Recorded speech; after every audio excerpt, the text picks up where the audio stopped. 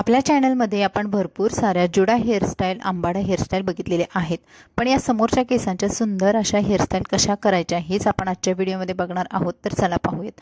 नमस्कार, पुन्हा एकदा आपल्या स्वाती स्टाईलमध्ये मनापासून स्वागत। व्हिडिओ आवडला लाईक करा, चॅनलला सबस्क्राइब करा। बघूया हेअरस्टाईल नंबर 1। एक नंबरच्या हेअरस्टाईल इतकी सोपी आहे, कोणत्याही मैत्रिणीला अगदी पटकन जमेल। जेव्हा तुम्हाला खूप घाई असते आणि वेगळं काहीतरी व्हेरिएशन करायचं आहे त्यावेळेस तुम्ही हेअरस्टाईल करू शकता।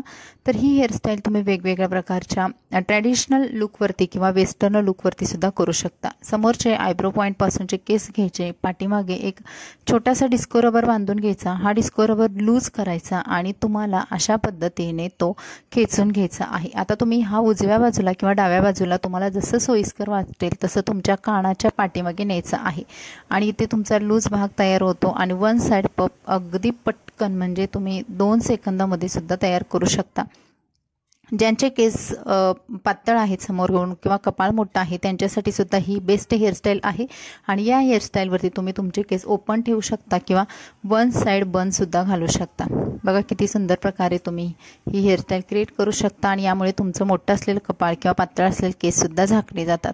आता बघूयात हेअरस्टाईल नंबर 2। हेअरस्टाईल नंबर 2 साठी मी केसांचं पार्टिशन केलेलं आहे। केसांचं सेंटर पार्टिशन करायचं आहे। आता ही हेअरस्टाईल तुम्ही साडीवरती सुद्धा करू शकता किंवा वेगवेगळ्या ट्रॅडिशनल कुर्तींवरती सुद्धा करू शकता। यासाठी काय करायचं, पार्टिशन केल्यानंतर समोरचे थोडेसे केस सोडायचे आणि पाठीमागच्या केसांचा छोटासा भाग म्हणजे अगदी बॉक्स टाइप केसांचा भाग घ्यायचा आहे आणि त्याच्यामध्ये समोरचे केस आहेत ते गुंफत जायचं आहे।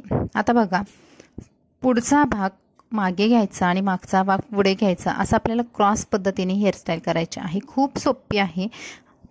या साईडला जर व्यवस्थित दिसत नसेल तर मी इकडच्या साईडचं व्यवस्थित दाखवते। पाठीमागे सुरुवातीला तुम्हाला बॉक्स घ्यायचा आहे छोटासा केसांचा आणि समोरचे केस त्याच्यामध्ये गुंफत जायचं आहे। मागचा भाग पुढे काढत राहायचा आहे आणि एकमेकांमध्ये अशा पद्धतीने हे केस गुंफत जायचं आहे। समोरून खूप फ्लॅट जातं, अशा वेळेस आपल्याला मधून केस असे उचलून घ्यायचं आहे आणि ही हेअरस्टाईल कानाच्या पाठीमागे नेऊन पिन लावून सिक्युअर करायची आहे। याच पद्धतीने दोन्ही साईडचे केसांचे भाग तयार करायचे आणि तुम्ही बघाल फिनिशिंग किती सुंदर आलेलं आहे। वेगवेगळ्या प्रकारच्या कुर्ती असतील किंवा ट्रॅडिशनल ड्रेस असतील त्यावरती सुद्धा तुम्ही हेअरस्टाईल करू शकता किंवा काठपदरच्या साडीवरती सुद्धा। फक्त तुम्हाला काठपदरच्या साडीवरती हेअरस्टाईल करायची असेल तर पाठीमागे आंबाडा किंवा साधा बन घालू शकता किंवा जर तुम्ही अशा पद्धतीचा एखादा मोठा बोनट लावून केस खाली रिकामी सुद्धा सोडू शकता। तर ही झालेली आहे आपली हेअरस्टाईल नंबर 2। आता बघूयात हेअरस्टाईल नंबर 3। हेअरस्टाईल नंबर 3 साठी पुन्हा केस विंचरून घ्यायचे। परत मी मिडल पार्टिशन केलेलं आहे। मिडल पार्टिशन केल्यानंतर केसांचा भाग कानापर्यंत घ्यायचा आहे, म्हणजे जिथे आपला कान आहे तिथेपर्यंत समोरच्या केसांचा भाग उचलून घ्यायचा आहे आणि त्या केसांचे पुन्हा 2 भागामध्ये पार्टिशन करायचं आहे।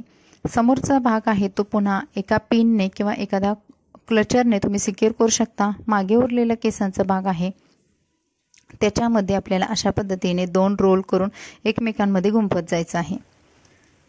तर अशा पद्धतीने केस गुंफवून घेतल्यानंतर आपले केस सिक्युअर सुद्धा राहतात, शिवाय केसांची छान कमांड होते। ज्या मैत्रिणींचे केस पातळ आहेत आणि त्यांना समोरून खूप मोठा असा व्हेरिएशन हवा असेल किंवा त्यांना समोरून खूप मोठे असे पफ वगैरे हवे असतील तर त्यांनी ही हेअरस्टाईल करा।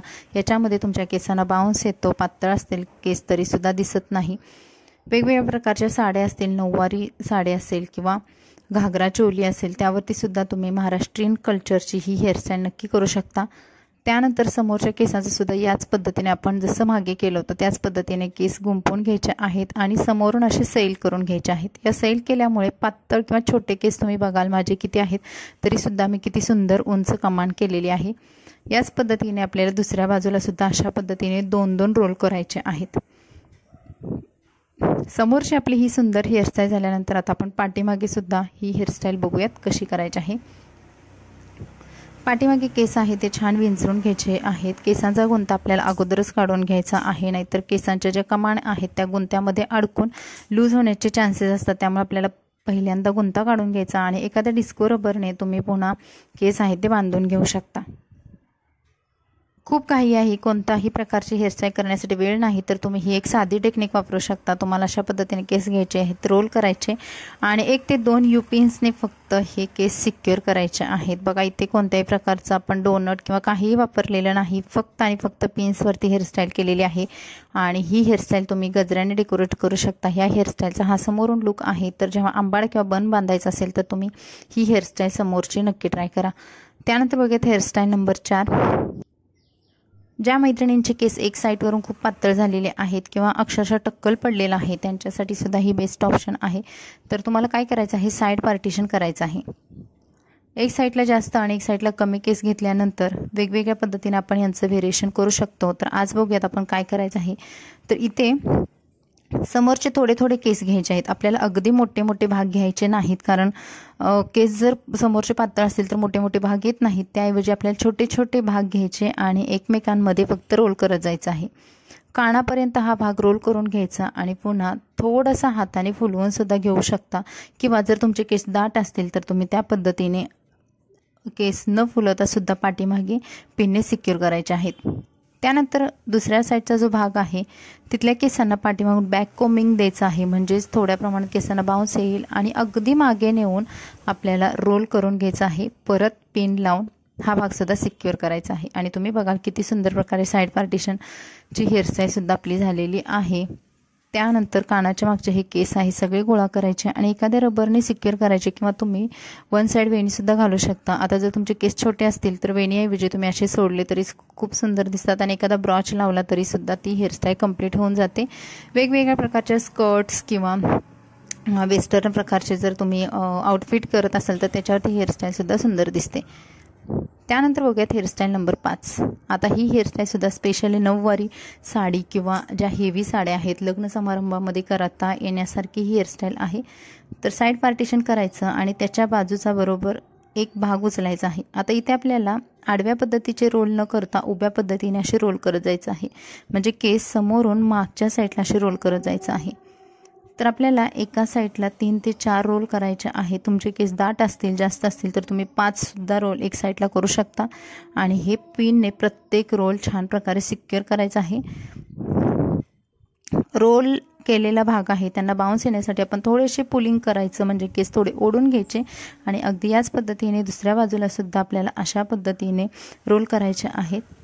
पाठीमागचे केस आहेत त्यांना आपल्याला मेसी बन बनवायचं आहे, कारण समोरचे जे केस आहेत ते आपण मेसी टाईपमध्ये केलेले आहेत, म्हणजे थोडे फुगगीर आणि वेडेवाकडे अशा पद्धतीने केल्यानंतर पाठीमागे सुद्धा त्याला शोभेल अशीच आपल्याला मेसी बन हेअरस्टाईल करायची आहे. तर ही हेअरस्टाईल करताना तुम्ही 2 पेड्यांची वेणी घालून ही वेणी फक्त त्या रबरभोवती गुंडाळून घ्यायची आणि 1 ते 2 पिनाने सिक्युअर करायची. आणि ही झालेली आहे आपली मेसी बन हेअरस्टाईल. इथे गजरे वापरून हेअरस्टाईल डेकोरेट करू शकता. हा आहे हेअरस्टाईलचा समोरचा लुक. तर या होत्या 5 हेअरस्टाईल. कोणती हेअरस्टाईल जास्त आवडली कमेंट्समध्ये नक्की सांगा.